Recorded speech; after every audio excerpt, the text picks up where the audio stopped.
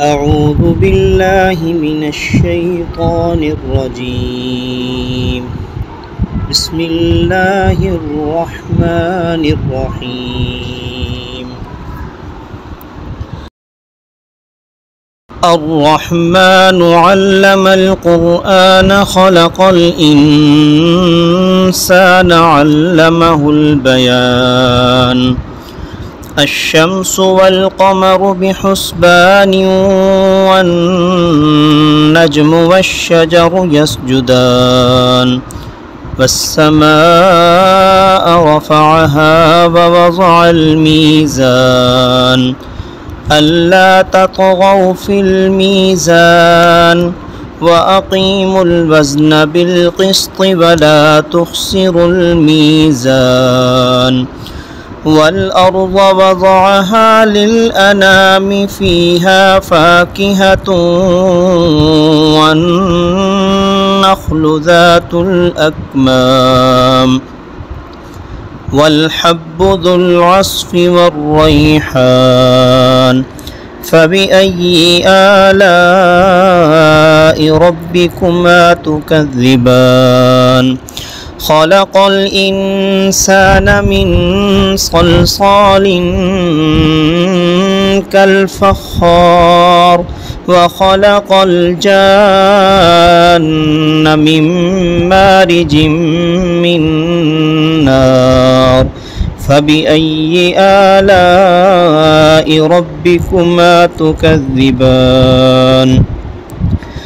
رب المشرقين ورب المغربين فبأي آلاء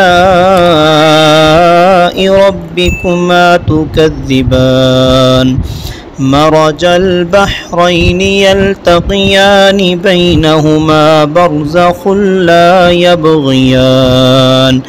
فبأي آلاء ربكما تكذبان يخرج منهما اللؤلؤ والمرجان فبأي آلاء ربكما تكذبان وله الجوار المنشآت في البحر كالأعلام فبأي آلاء ربكما تكذبان كل من عليها فان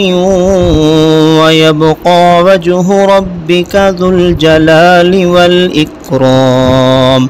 فبأي آلاء ربكما تكذبان يسأله من في السماوات والأرض كل يوم هو في شأن فبأي آلاء ربكما تكذبان سنفرغ لكم أيها الثقلان فبأي آلاء ربكما تكذبان يا معشر الجن والإنس إن استطعتم أن تنفذوا من أقطار السماوات والأرض فانفذوا لا تنفذون إلا بسلطان فبأي آلاء ربكما تكذبان يرسل عليكما شواظ من نار ونحاس فلا تنتصران فبأي آلاء ربكما تكذبان فإذا انشقت السماء فكانت وردة كالدهان فبأي آلاء ربكما تكذبان فيومئذ لا يسأل عن ذنبه إنس ولا جان فبأي آلاء ربكما تكذبان يعرف المجرمون بسيماهم فيؤخذ بالنواصي والأقدام فبأي آلاء ربكما تكذبان هذه جهنم التي يكذب بها المجرمون يطوفون بينها وبين حميم آن فبأي آلاء ربكما تكذبان ولمن خاف مقام ربه جنتان فبأي آلاء ربكما تكذبان ذواتا أفنان فبأي آلاء ربكما تكذبان فيهما عينان تجريان فبأي آلاء ربكما تكذبان فيهما من كل فاكهة زوجان فبأي آلاء ربكما تكذبان متكئين على فرش بطائنها من استبرق وجنى الجنتين دان فبأي آلاء ربكما تكذبان فيهن قاصرات الطرف لم يطمثهن إنس قبلهم ولا جان فبأي آلاء ربكما تكذبان كأنهن الياقوت والمرجان فبأي آلاء ربكما